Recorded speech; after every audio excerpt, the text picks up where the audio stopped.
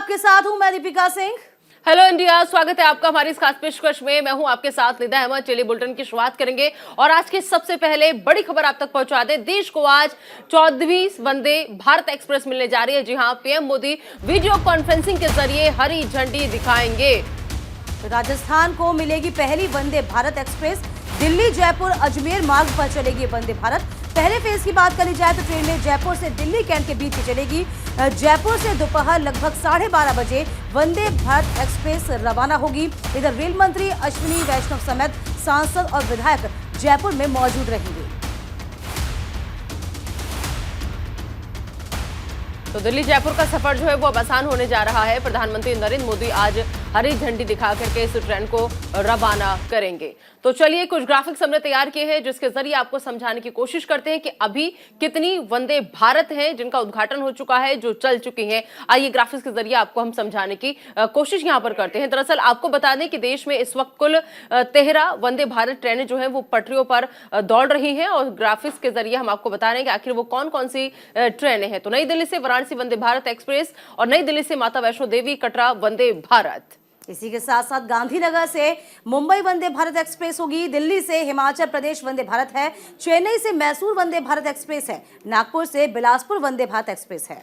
हावड़ा की बात करें तो हावड़ा से न्यू जलपाईगुड़ी वंदे भारत एक्सप्रेस और विशाखापट्टनम से सिकंदराबाद भी वंदे भारत एक्सप्रेस जो है वो दौड़ रही है। साथ ही साथ मुंबई से सोलापुर वंदे भारत एक्सप्रेस दौड़ रही है। 10वीं वंदे भारत की बात कर ली जाए तो मुंबई से शिरडी वंदे भारत एक्सप्रेस है। भोपाल से दिल्ली के हजरत निजामुद्दीन वंदे भारत एक्सप्रेस है। सिकंदराबाद से तिरुपति वंदे भारत एक्सप्रेस है। चेन्नई से कोयम्बटूर वंदे भारत एक्सप्रेस है। यानी कि कुल 13 वंदे भारत एक्सप्रेस हैं और आज राजस्थान को पहली वंदे भारत मिलेगी। यानी कुल मिलाकर 14 वंदे भारत एक्सप्रेस देश में इस वक्त हो जाएंगी। इसी बीच कर्नाटक से बड़ी खबर ले रहे हैं जहां विधानसभा चुनाव को लेकर बड़ी खबर है। बीजेपी ने पहली लिस्ट जारी कर दी है। 189 उम्मीदवारों के नामों का ऐलान कर दिया है। कई मंथन और बदलाव के बाद इस लिस्ट को जारी किया गया। 52 नए उम्मीदवारों को इस बीच मैदान में उतारा गया है। आपको बता दें कि हालांकि 11 विधायक ऐसे भी हैं इनमें जिनका टिकट कटा है। जी हां, 11 विधायकों का टिकट भी कटा है। बीजेपी प्रत्याशियों की दूसरी लिस्ट भी जल्द जारी करेगी। 10 मई को एक ही चरण में विधानसभा चुनाव होने हैं कर्नाटक में और 13 मई को विधानसभा चुनाव के नतीजे आएंगे। तो 224 विधानसभा सीटों पर मतदान होगा। तो आपको बता दें कि बीजेपी काफी दिन से लंबे चौड़े मंथन के बाद, बैठकों के बाद फिलहाल एक लिस्ट जो है वो जारी की गई है। लेकिन अब खबर यह है कि दूसरी लिस्ट भी बीजेपी जल्दी जारी करेगी क्योंकि सिर्फ औपचारिक ऐलान जो है वो बाकी रह गया है। कौन कौन सी वो प्रत्याशी हैं जिनमें विधानसभा के चुनाव में बीजेपी जो है वो आगे बढ़ना चाहेगी। पूरा मंथन हो चुका है, एक लिस्ट जारी हो चुकी है। लेकिन अब 224 विधानसभा सीटों पर जो मतदान होना है, कुछ सीटें ऐसी रह गई हैं जिस पर अभी चेहरे और नाम जो है वो क्लियर नहीं हो पाए हैं। चलिए तो आपको ये भी बताएंगे अब हम कि कुछ बड़े नामों की बात कर लेते हैं तो जिनको टिकट दिया गया है। तो ग्राफिक के जरिए जरा समझिए, कुछ बड़े नाम कुछ ऐसे हैं जहां से वो चुनाव लड़ेंगे, जिसमें से सीएम बसवराज बोम्मई है जो कि शिवगांव से चुनाव लड़ेंगे। इधर कर्नाटक के जो गृह मंत्री है अरागा ज्ञानेंद्र और तीर्थहल्ली से चुनाव लड़ेंगे। कर्नाटक के स्वास्थ्य मंत्री की बात करी जाए डॉक्टर सुधाकर के चिकलबल्लापुर से सीट लड़ेंगे। बिल्कुल, मंत्री डॉक्टर अश्वनाथ नारायण और साथ ही साथ सीएन मल्लेश्वरम सीट से वो चुनाव लड़ेंगे। मंत्री आर अशोक की बात करें तो 2 सीटों जिसमें बता दें कि पद्मनाभ भगनगर और कनकपुरा से वो चुनाव लड़ेंगे और पूर्व सीएम येदियुरप्पा के बेटे विजेंद्र शिकारीपुरा सीट से वो चुनाव लड़ेंगे। मंत्री बी श्रेया मुलु बेल्लारी ग्रामीण सीट से चुनाव लड़ेंगे। तो ये वो नाम और वो सीटों के नाम जहां से ये लोग अपनी अपनी किस्मत फिर से आजमाएंगे। बीजेपी के राष्ट्रीय महासचिव सीटी रवि बता दें कि चिकमगलूर सीट से चुनाव लड़ेंगे।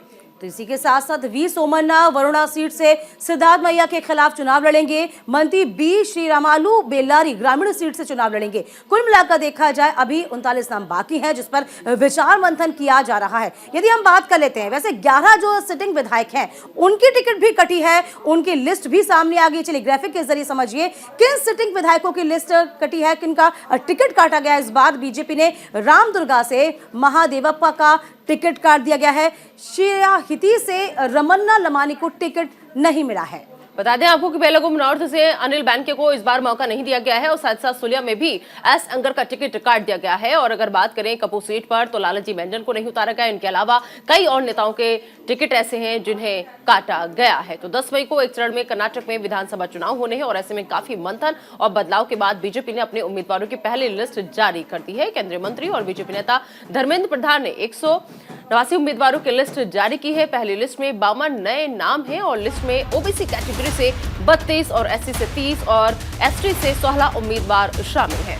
तो बीजेपी ने पहली लिस्ट 9 डॉक्टर जो है retired IAS IPS 31 post graduate और 8 महिलाओं को टिकट दिया है। आपको बता दें कि मौजूदा मुख्यमंत्री बसवराज बोम्मई शिवगांव सीट से चुनावी मैदान में उतरेंगे। बीजेपी के अन्य प्रमुख नेता रमेश जारकीहोली गोकक और गोविंद एम करजोल सुधोर सीट से चुनाव लड़ेंगे। इधर बीजेपी के राष्ट्रीय महासचिव सीटी से चिकमंगलूर सीट से चुनाव लड़ेंगे।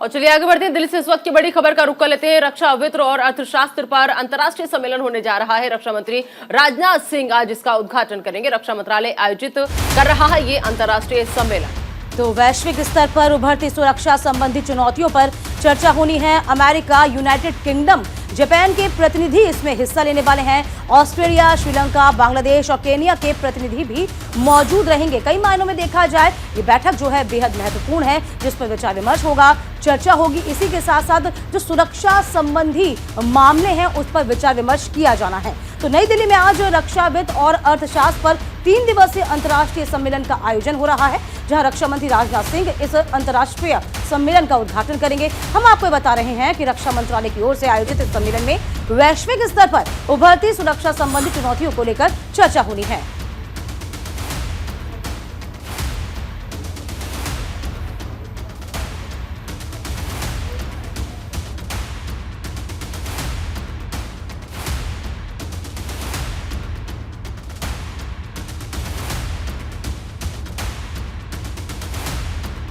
सम्मेलन की बात हम यहां पर कर रहे हैं। सम्मेलन में संयुक्त राज्य America, United kingdom, Japan, Australia, Sri Lanka, Bangladesh और केनिया के प्रतिनिधि हिस्सा लेंगे। और ये सम्मेलन रक्षा क्षेत्र में आपको बताने कि आत्मनिर्भरता की दिशा में चल रहे सरकार के प्रयासों का समर्थन करने और परिवर्तनकारी सुधारों को आगे बढ़ाने पर जोर देगा।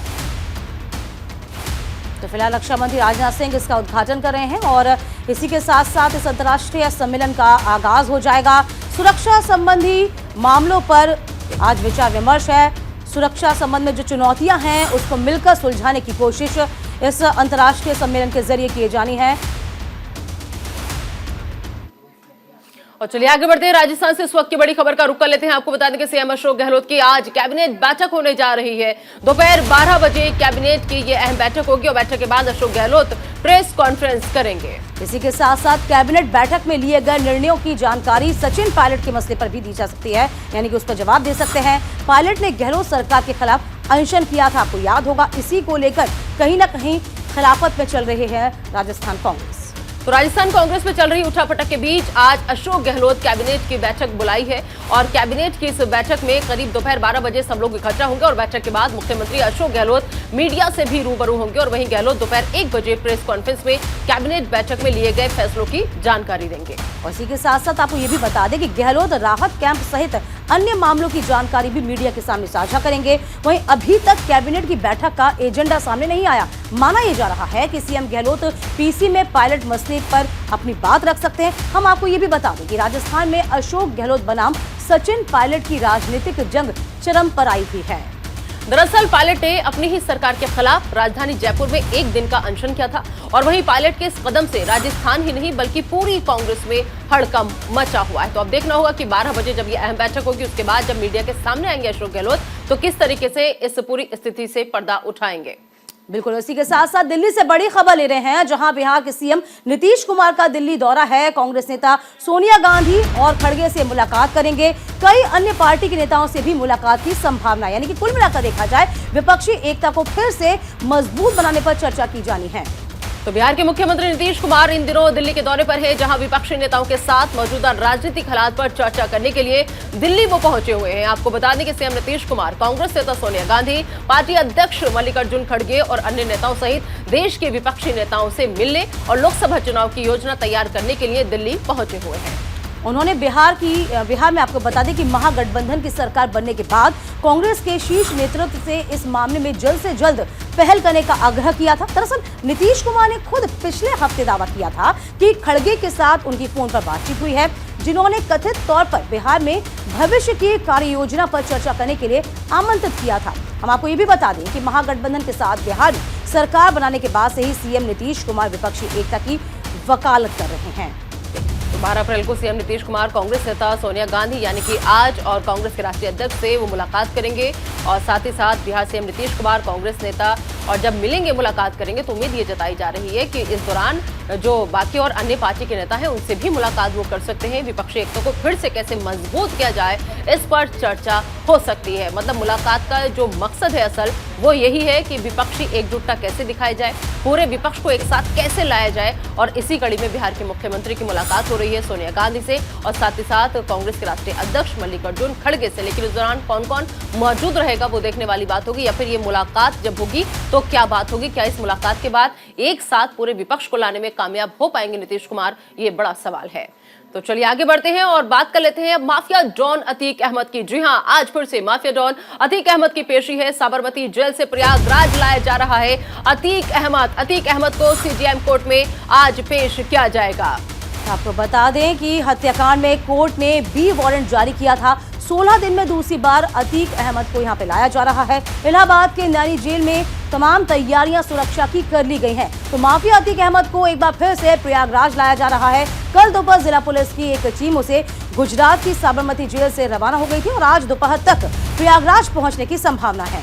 बता दें कि उसे कोर्ट में पेश कर कस्टडी रिमांड की अर्जी दी जाएगी, जिसके बाद उससे उमेश बाल हत्याकांड के राज जो है वो उगलवाए जाएंगे। आपको बता दें कि साबरमती जेल से प्रयागराज तक की दूरी लगभग 1300 किलोमीटर है। अतीक को सड़क मार्ग से बता दें कि ये प्रिजन वैन में लाया जा रहा है और ऐसे में सफर में करीब 24 घंटे का वक्त लगने की संभावना है। माना जा रहा है कि वो आज दोपहर तक प्रयागराज पहुंचेगा और इसके बाद उसे सीजेएम कोर्ट में पेश किया जाएगा, जहां उसे अर्जी देकर उसकी कस्टडी की जो है वो रिमांड मांगी जाएगी। तो इसी को लेकर आपको बता दें कि अतीक अहमद को लाया जा रहा है।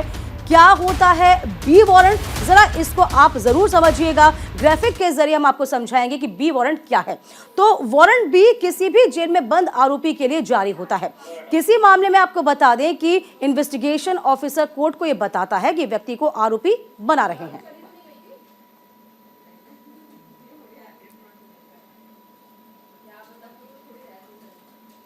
इसी के साथ साथ आपको ये भी बता दें कि तब बी वारंट जारी करती है, यानी कि आपराधिक मामले में जांच कर रही पुलिस वारंट बी जेल प्रशासन को देती है।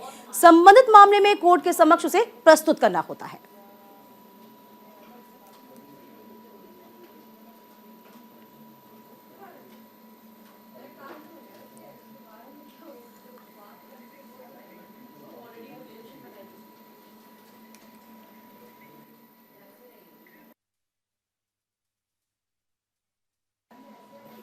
तो फिलहाल आपको बता दें कि आज फिर से माफिया डॉन की पेशी होनी है। इसी के साथ साथ राजस्थान की सीमा में प्रवेश हालांकि माफिया डॉन कर चुका है। इसी के साथ अब जल्द से जल्द कोशिश की जाएगी कि कोर्ट रिमांड ले ले। फिलहाल इसी बीच माफिया डॉन ने यह भी कहा था, सुरक्षा को लेकर पहले सवाल खड़े किए थे, लेकिन अचानक से सुर बदल गए। कहा कि सुरक्षा को लेकर मैं संतुष्ट हूं।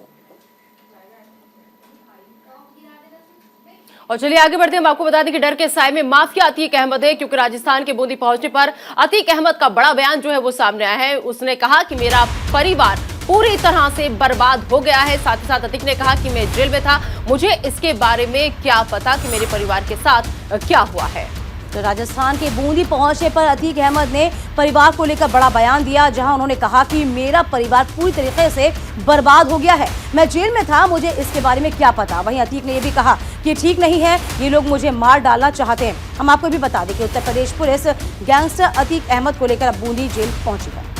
अपराधी से नेता बने माफिया अतीक अहमद को हत्या के एक मामले में पेश करने के लिए साबरमती जेल से प्रयागराज ले जा रही है और थोड़ी ही देर के लिए प्रयागराज पुलिस का काफिला बूंदी में रुका था, जहां पर ये तमाम बातें अतीक अहमद मीडिया से कहता हुआ नजर आया। तो क्या कुछ कहा अतीक अहमद ने, आइए आपको सुनवा देते हैं। हत्याकांड में पेशी होगी, आप कहना चाहेंगे? आप सबका बहुत बहुत शुक्रिया। और आपका परिवार कहाँ पर आ रहे हैं? माइक नीचे कर दीजिए। आपको जान का खतरा है क्या? आपको डर लग रहा है? कोई डर लग रहा है आपको? हमारा परिवार पूरी तरह से बर्बाद हो गया। और एक सवाल कोई कर रहा था, माफियागिरी की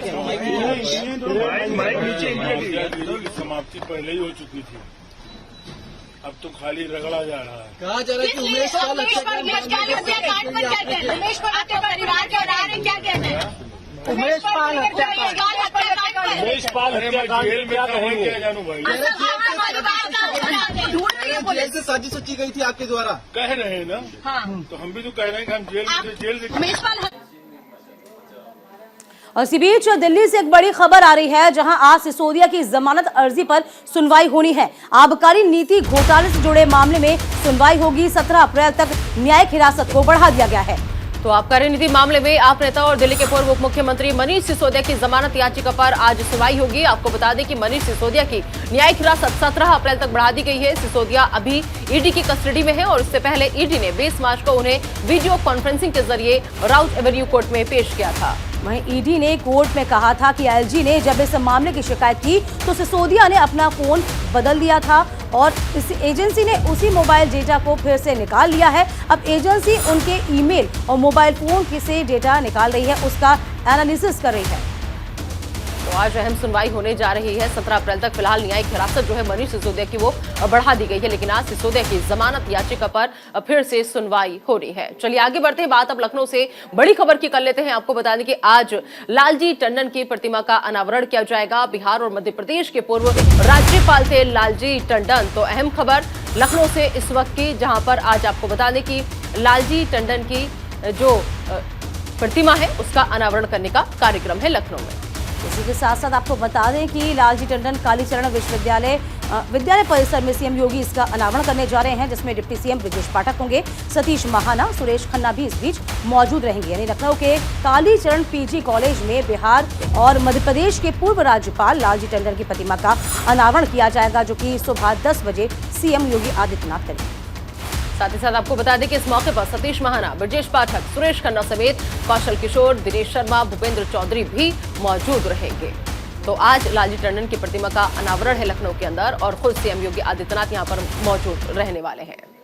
चलिए इस बीच एक बड़ी खबर आपको बता दें। सुहेल देव भारतीय समाज पार्टी के राष्ट्रीय अध्यक्ष ओम प्रकाश राजभर ने आखिरकार निकाय चुनाव को लेकर अपने चुनावी पत्ते खोल दिए हैं। जी हां, उन्होंने कहा कि वह अकेले दम पर उत्तर प्रदेश की सभी सीटों पर अपने उम्मीदवारों को चुनावी मैदान में उतारेंगे और लड़ेंगे। ऐसे में आज सुबह 10 बजे ओम प्रकाश राजभर प्रेस कॉन्फ्रेंस भी करेंगे। इस दौरान वो निकाय चुनाव समेत कई मुद्दों पर जानकारी देंगे। यहां पर वो निकाय चुनाव में प्रथम चरण के उम्मीदवारों की सूची जारी कर सकते हैं और वहीं सूत्रों से मिली जानकारी के मुताबिक सुबह सपा लखनऊ, वाराणसी, गोरखपुर, कानपुर और गाजियाबाद में महापौर पद का भी चुनाव लड़ेगी। इसके अलावा कुछ अन्य नगर निगम में भी महापौर प्रत्याशी उतारेगी।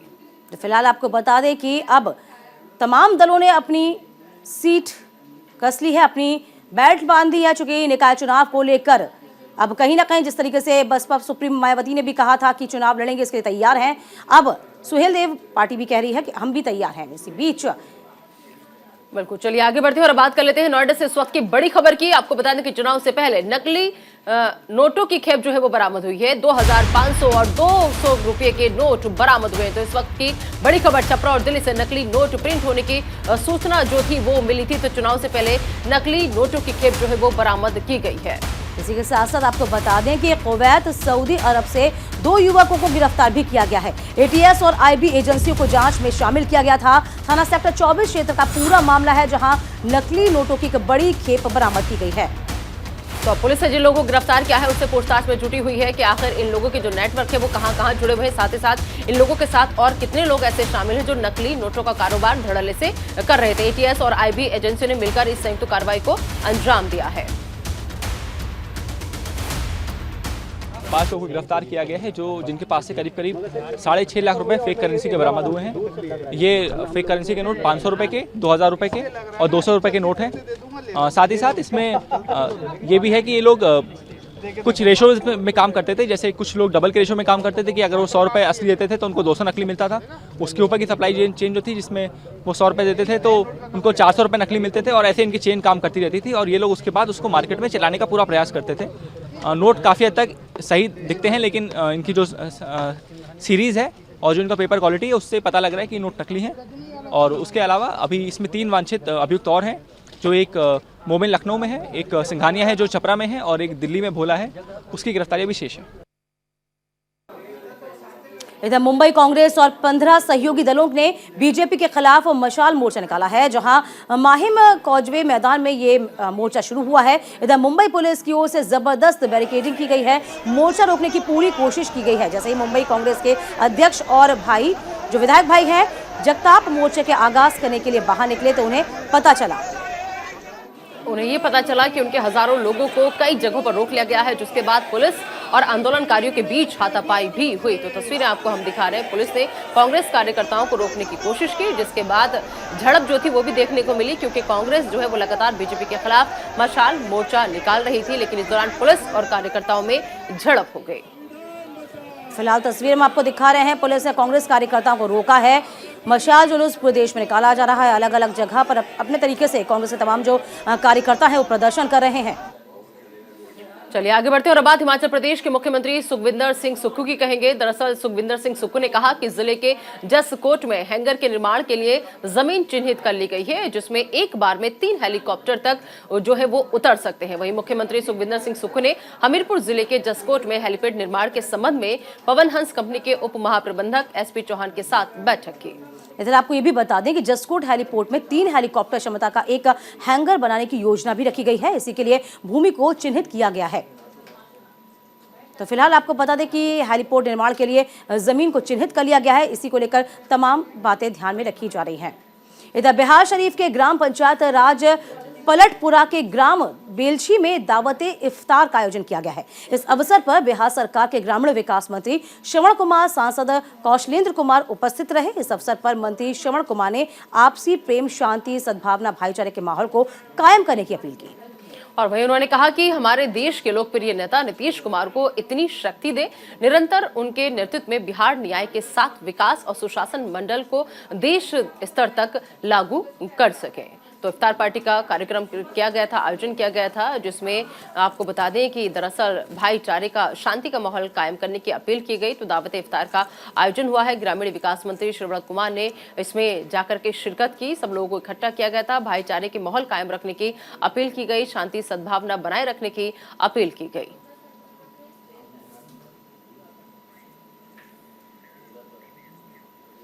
और अब आप बुलंदशहर की करेंगे। बुलंदशहर में एक शिक्षक की हैवानियत देखने को मिली है, जहां बेरहम टीचर ने कक्षा 2 के मासूम छात्र को बुरी तरह से पीटा। पीड़ित छात्र के शरीर पर कई जगह पिटाई के निशान भी देखने को मिले।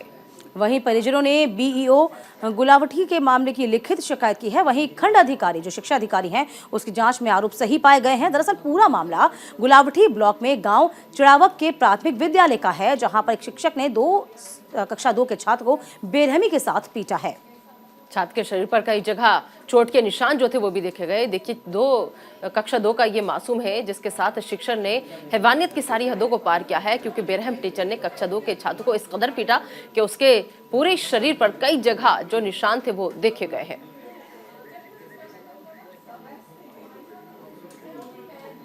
हालांकि हमेशा के तरह ही इस तरह के मामले जो हैं लगातार सामने आ रहे हैं। शिक्षकों को हमेशा एहतियात बरतने के लिए कहा जाता है कि छात्रों को वह कम से कम इतनी बुरी तरीके से ना मारे पीटे, लेकिन इसके बाद भी शिक्षकों को समझ नहीं आता।